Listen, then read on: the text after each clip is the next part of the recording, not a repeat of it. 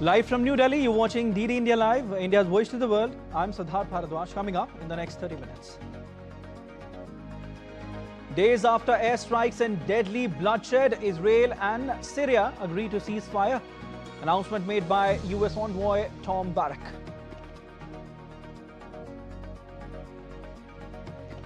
US President Donald Trump sues Wall Street Journal and Murdoch over Epstein article, denies report, calls it scam.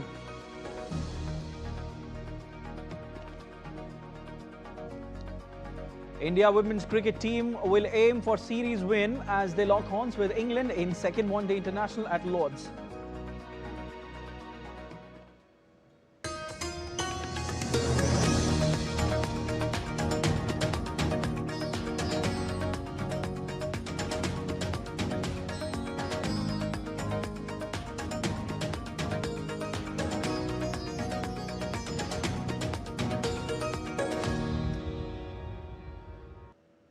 In the early hours of Saturday, the US announced a ceasefire between Israel and Syria, negotiated by US envoy Tom Barrack, following deadly clashes in Syria's Druze-majority Swida province. Israel has allowed Syrian troops limited access to Swida. The violence sparked a Druze merchant's kidnapping, killed 638 people since July 13, as per the Syrian Observatory for Human Rights. Israel's airstrikes, including on Damascus army headquarters, aim to protect the Druze, but drew Syrian accusations of destabilization. Despite a prior truce, renewed Bedouin Druze fighting erupted Friday.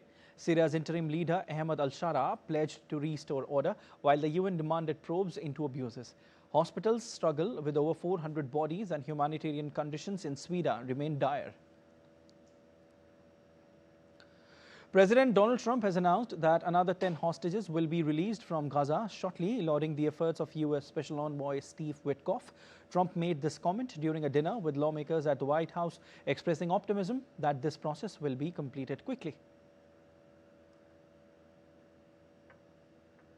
Gaza, we got most of the hostages back. We're going to have another 10 coming very shortly, and we hope to have that finished pretty quickly. And Steve Witkoff has been fantastic. He's done a great job in that. He's a very good man, good deal maker. I said I need a good deal maker with a good personality, and there aren't too many of them, but Steve is, and he's done a great job. Israeli and Hamas negotiations have been taking part in latest round of ceasefire talks in Doha since July 6, discussing a US-backed proposal for a 60-day ceasefire. The truce proposal calls for 10 hostages held in Gaza to be returned along with the bodies of 18 others, spread out over 60 days. In exchange, Israel would release a number of detained Palestinians. Israeli Defense Minister Israel Katz met with U.S. Secretary of Defense Pete Hegseth at the Pentagon on Friday.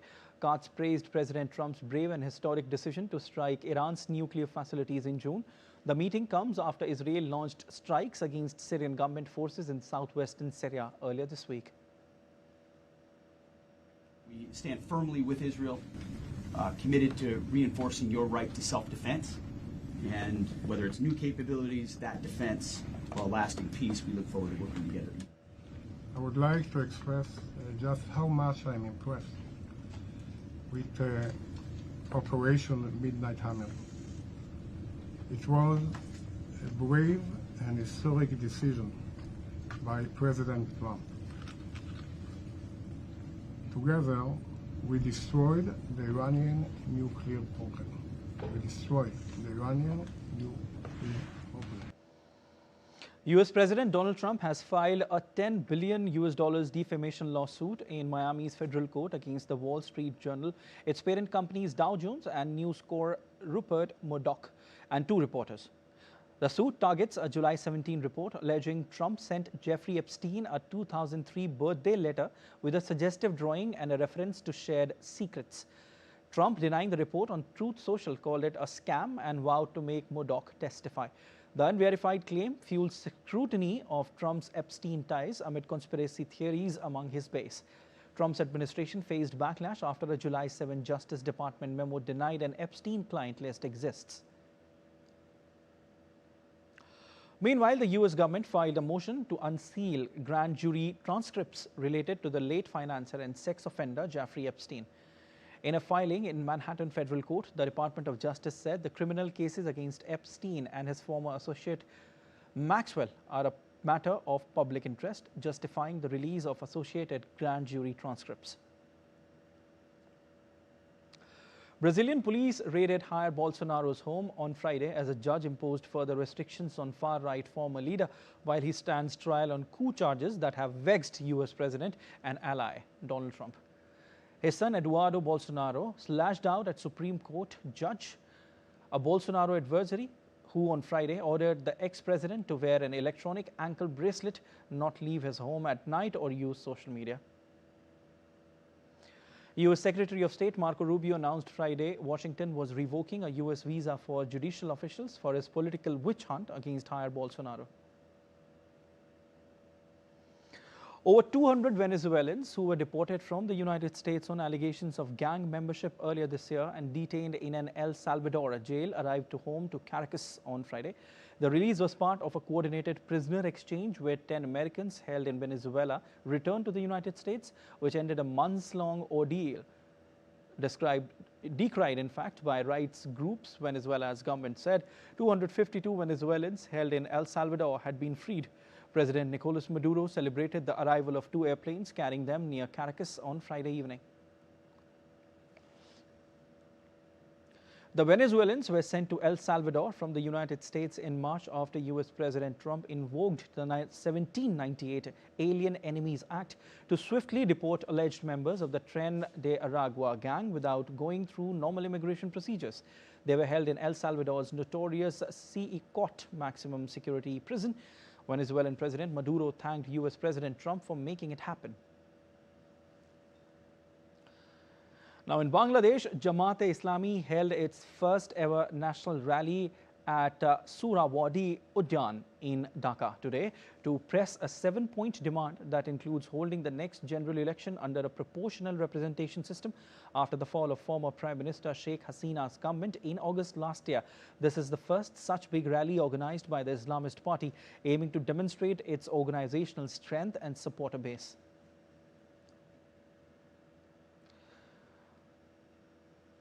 The Democratic Republic of Congo and the M23 rebel group signed in Qatar on Saturday a declaration of principles to end fighting in eastern Congo. The declaration was signed between representatives from both sides in Doha.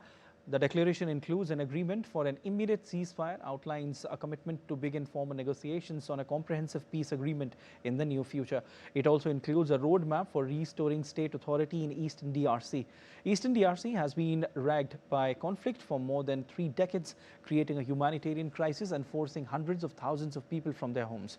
Thousands of people were killed in the M23 offensive earlier this year, which saw the rebels capture the key provincial capitals of Goma and Bukavu.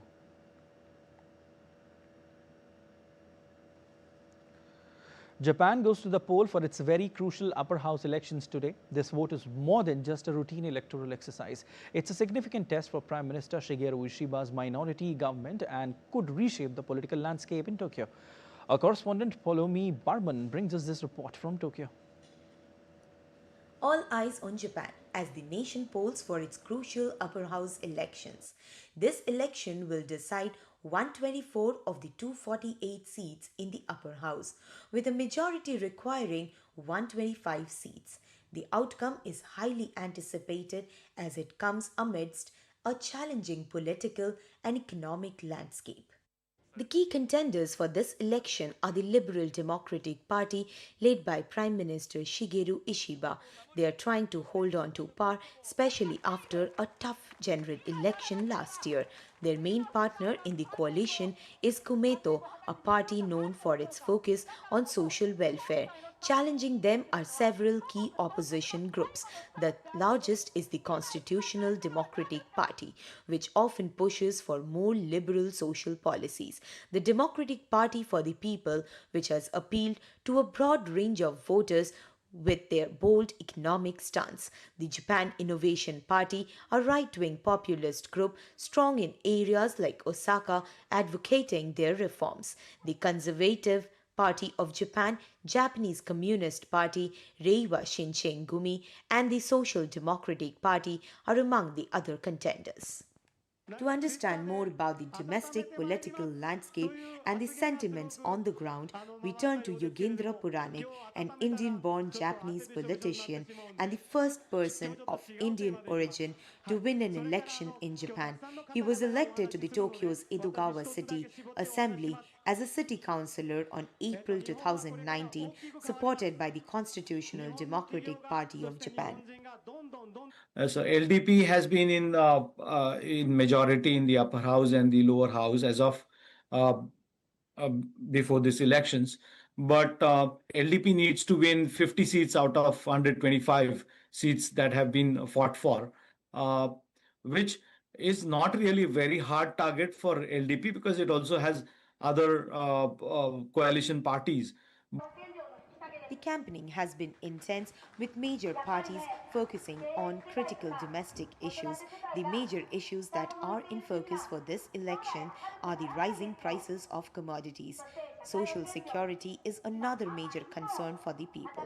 Education of children, defense among the other concerns. Promises to bring in policies against foreign residents and foreign real estate investors in Japan have even sparked a row and concerns within the foreigners living in Japan. This year is a focus on foreigner people because in Japan foreigner people increase. So that's why some party is a focus on the foreigner. They are making the policy. In case LDP loses the majority in the upper house, that will create a twisted government because in the lower house, LDP will have the majority, whereas in the upper house, then the Democrats will have the majority. So the CDP, which might land the whole like passing of new laws or other things into a kind of twisted situation. Despite facing a tough political landscape and challenges, Prime Minister Shigeru Ishiba's the Liberal Democratic Party remains the most influential and the forerunner. They are still the largest party in Japan. Although they are maintaining a tricky position, having a minority government in the lower house, this upper house election is quite crucial for them. This is Paulami Burman reporting from Tokyo for DD India. All right, let's take a look at other stories making news around the world. Within 4 days of launching a nationwide crackdown on online scams under the directive of Cambodian Prime Minister, Cambodian authorities raided 20 locations across 7 provinces, arresting 1,362 suspects. The detainees include nationals from neighboring nations, including Vietnam, Indonesia, China, South Korea, Taiwan, Thailand, Bangladesh and Myanmar. Peruvian police eradicate coca plants as part of a national plan that targets more than 17,000 hectares of illegal crops. Peru, one of the world's top coca leaf producers, aims to eliminate over 34,000 hectares this year, up from 26,475 in 2024. Nearly 100 nests of sea turtles, an animal under national first-class protection, have been found in the waters of Shansha City, South China's Hainan province, since the beginning of the year. Beidao Island is the largest natural sprawling ground for green sea turtles in China, with nearly 100 nests discovered this year. And still to come on this edition of DD India Live. We'll tell you about Youth Spiritual Summit aimed at fostering a collective national resolve against drug abuse is being held in India's Varanasi. G20 finance ministers and central bank governors conclude two-day meeting with joint communique focused on boosting global cooperation. And what is Genius Act? You stay with us to know more about it.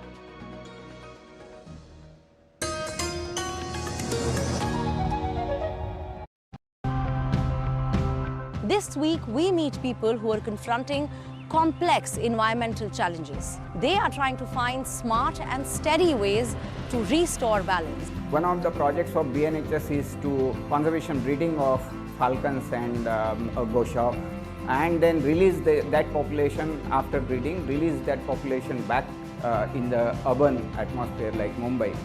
We're trying to widen and deepen the rivers to increase water flow capacity. But residents must help too, by preventing the accumulation of garbage, which is a problem across Jakarta. In this NFT channel, we use net cups with cocoa peats on it. This helps to penetrate the roots. There will be nutritious water flowing through the channel that supplies essential nutrients for the plant, and the remaining nutritious water gets channeled back to the water tank.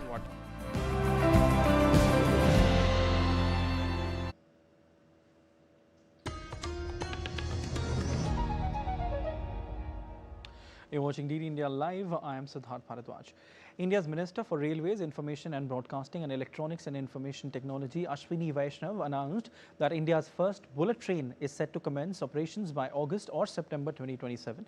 Speaking at the 14th convocation of IIT Hyderabad, Minister Ashwini Vaishnav highlighted India's rapid progress under the Make in India initiative, positioning the country as a global leader in manufacturing and technology. The minister also emphasized that India will soon be among the top 5 semiconductor nations in the world, underscoring India's rapid progress in the chip manufacturing and tech infrastructure development. The first bullet train project is also rapidly progressing. We should see a bullet train running in 2027. It's a huge change which has happened because of Make in India program of our Prime Minister Narendra Modi ji. And that builds the foundation for an industry which provides employment, which provides design opportunities, and which builds a totally new ecosystem for our country. The first made in India chip, manufactured in India chip on a commercial scale, will be manufactured in this year 2025. The way we have created the talent pool, the way we are promoting the design, and the way we are going deeper into the capital equipment and the materials required for semiconductors, India will become one of the top 5 semiconductor nations in the world in the coming years. A youth spiritual summit aimed at fostering a collective national resolve against drug abuse is being held in India's Varanasi. Themed Drug-Free Youth for a Vikasit Bharat, 2-day event aims to free youth from addiction and empower nation building. While addressing the session, Minister of Labour and Employment Dr. Mansukh Mandaviya shared the role of youth in building a developed India from a drug-free India. प्रधानमंत्री जी ने कई बार अपनी मन की बात में और सार्वजनिक कार्यक्रम में देश के युवा एडिक्शन से दूर रहे, नशा मुक्त हो, उसके लिए बात कही कि हम सब लोग सामूहिक तौर पर एक संकल्प करें, एक कार्ययोजना बनाए, ये कार्ययोजना 5 साल तक इंप्लीमेंट करके हम विकसित भारत में युवाओं को नशा मुक्त होके अपना कंट्रीब्यूशन करने के लिए प्रेरित करें. Finance chiefs from the group of 20 countries highlighted the importance of central bank independence in a communique issued on Friday following a 2-day meeting in South Africa's coastal city of Durban. The ministers and central bankers pledged to strengthen cooperation, marking their first joint communique since October 2024. Central bank autonomy featured prominently in the talks amid market concerns over Trump's repeated criticism of US Federal Reserve Chair Jerome Powell for not cutting interest rates. The communique was agreed in the absence of US Treasury Secretary Scott Bessent. The US delegation was led by Michael Kaplan, acting Under Secretary for International Affairs. There had been contestations about central banks around the globe. It was, pronouncements were also made in Europe. And at the meeting of the IMF in Washington in April, the issue of central bank independence came very strongly there. Unfortunately, there was no communique at that time. US President Donald Trump signed a law to create a regulatory regime for dollar-pegged cryptocurrencies known as stablecoins, a milestone that could pave the way for the digital assets to become an everyday way to make payments and move money. The bill, dubbed the Genius Act, passed in the House of Representatives by a vote of 308 to 122, with support from nearly half the Democratic members and most Republicans. It had earlier been approved by the Senate. The law is a huge win for crypto supporters who have long lobbied for such regulatory framework in a bid to gain greater legitimacy for an industry that began in 2009 as a digital Wild West famed for its innovation and speculative chaos. With today's signing, we're pushing even further into the exciting new frontier.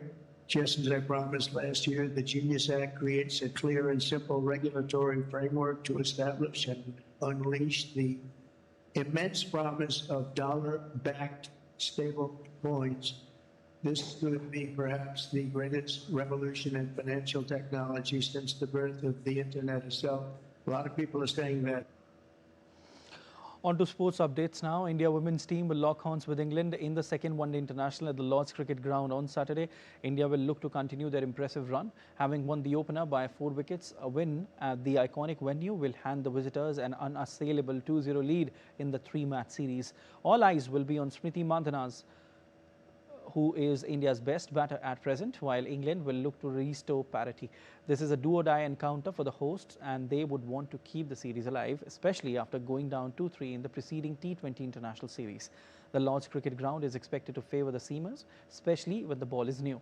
There are swing bowlers on both sides who can use the conditions to use, in fact, to their advantage. Olympian Antim Pangal and Harshita Moore won gold medals at the ranking series wrestling competition in Hungary. Antim Pangal beat Natalia 7-4 in the final in Budapest for her second international gold this year. Harshita won India's second gold medal of the day in the 72 kilograms category. She defeated 4-time Asian champion Zamila Bekbergenova of Kazakhstan in the final round. Meanwhile, Neha Sangwan had to settle for silver in the 57 kilograms after a 4-0 loss against former Olympic champion Helen Morales. India's women's wrestlers picked up 4 medals, including 2 gold, silver and a bronze on Friday. All right, and the Delhi Premier League is back with its second season starting on August 2nd. It is one of India's most popular local cricket leagues and has given young stars like Ayush Badoni and Digvesh Rathi a big break. Players are training hard ahead of the tournament, while defending champions East Delhi Riders are ready to defend their title. A report by DD India correspondent Narayan Singh.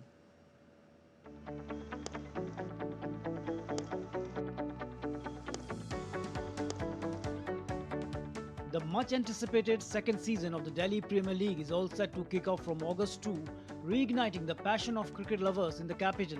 Considered one of the most sought-after domestic cricket leagues in the country, DPL has quickly built a reputation for unearthing young talent and offering them platform to shine. The league has already produced impressive names like Digvesh Rathi, Priyan Sharia and Ayush Badoni, who went on to make headlines in the Indian Premier League. India international Navdeep Saini, who has closely followed the league's progress, called DPL a wonderful platform for budding talent. ये काफ़ी बड़ा मंच है क्योंकि अभी last year जब DPL हुई थी तो उसके बाद से जिन्होंने परफॉर्मेंस दिया है डीपीएल में, तो उसके बाद देखिए कितने लड़के आईपीएल में पीक हुए। उसके इस वजह से इस साल भी जब होगी तो सबको पता है कि यार हम अगर इसमें परफॉर्मेंस देते हैं तो आने वाला जो आईपीएल होगा उसकी ऑक्शन होगी, उसके लिए हमारे चांसेस बहुत ज़्यादा हैं। Ahead of the new season, players are sweating it out in intense training camps across the city. With the teams preparing rigorously and scouts watching closely, competition is expected to be stiffer than ever. Defending champions East Delhi Riders will look to retain their title, while other franchisees are determined to rewrite the script. If you see the numbers, TV rights and everything and sponsorship, I think Delhi Premier League was among the top 2 in the very first year, which is a commendable job done by DDCA and the league committee. It is fantastic, and I'm sure it's going to go way beyond any other league in India. With a successful first season already in the books and growing interest from fans and selectors alike, Delhi Premier League Season 2 promises to be bigger, bolder and brighter, setting the stage for the next generation of cricketing stars. it is becoming a big brand as it has given a multiple stars like Priyan Sharia to the Indian team. Even the players like Anuj Rawat were also the part of the Indian Premier League. So it's going to be big this season. This is the season 2, and hoping that like season 1, it will once again will give many more players to the IPL and to the country also. With camera person Sumit, Narayan Singh, DD India, Delhi.